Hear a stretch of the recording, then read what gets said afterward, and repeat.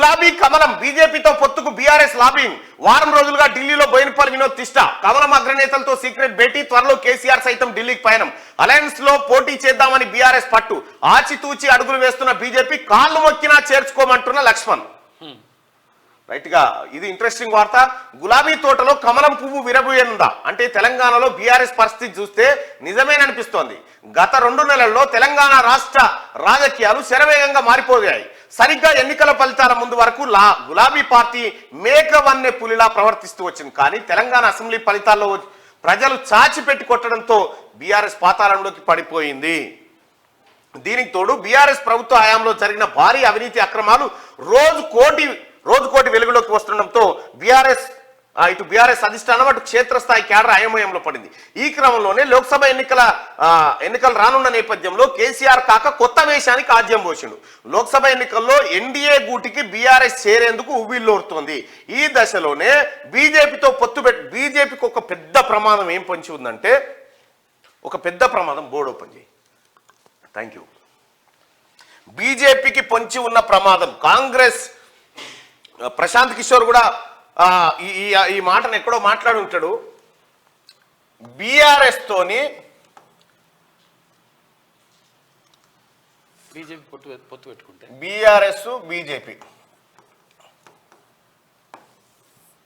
ఈ పొత్తు పెట్టుకునే అనుకో, ఈ వ్యాలంటైన్స్ డే చేసుకునే అనుకో, జరిగేది ఏంటంటే బీఆర్ఎస్ పార్టీ 10 ఏళ్లలో చేసిన అవినీతి ఇప్పుడు 10 ఏళ్లలో బీఆర్ఎస్ పార్టీ అవినీతి చేసి అవినీతి మరకలు ఉంటే కలిసిపోతా ఉంటే దీనికి కూడా బురదంటుతుంది.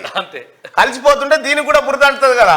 అప్పుడు ఏం చేస్తారు, దేశవ్యాప్తంగా తెలంగాణ రాష్ట్రంలో జరిగిన అవినీతిని కాంగ్రెస్ ఫోకస్ చేస్తూ ఇక చూసినావా కేసీఆర్ మోడీ ఇద్దరు ఒకటే తెలంగాణ లూడి చేసి రేపు పొద్దుగాల బీజేపీ మొత్తం ఇటువంటి అవినీతి పనులే ప్రోత్సహిస్తుందని ప్రచారం చేసే అవకాశం ఉంది. ఈ రకంగా భారతీయ జనతా పార్టీకి ఓ పెను ప్రమాదం అయితే ఉంది. కేసీఆర్ ను ముట్టుకుంటే కథమే, కేసీఆర్ రిమోట్ పట్టుకున్నా కథమే. ఇప్పుడు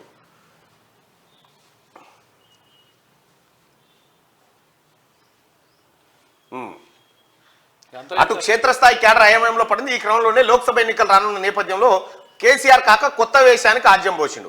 లోక్సభ ఎన్నికల్లో ఎన్డీఏ గూటికి బీఆర్ఎస్ చేరేందుకు ఉవ్విలూరుతోంది. ఈ దశలోనే బీజేపీతో పొత్తు పెట్టుకునేందుకు బీఆర్ఎస్ లాబింగ్ మొదలుపెట్టింది.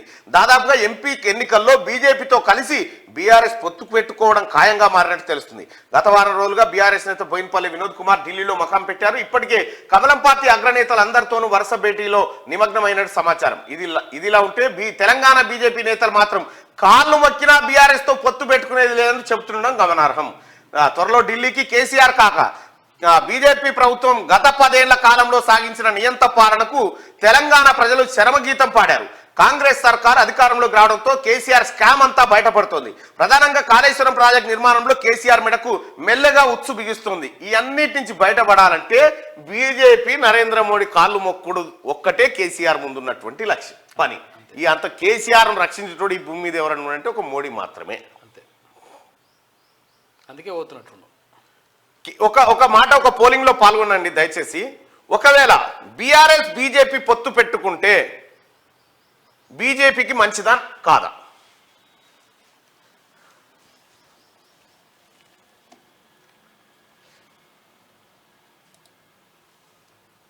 బీఆర్ఎస్ బీజేపీ ఒకవేళ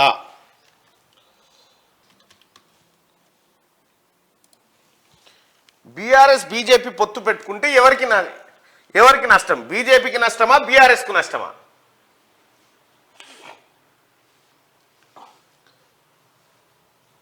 రైట్, ఇక ఇది ఈ వార్త అయితే ఇక రైట్గా ఒకవేళ బీజేపీ బీఆర్ఎస్ పొత్తు పెట్టుకుంటే ఎవరికి నష్టం?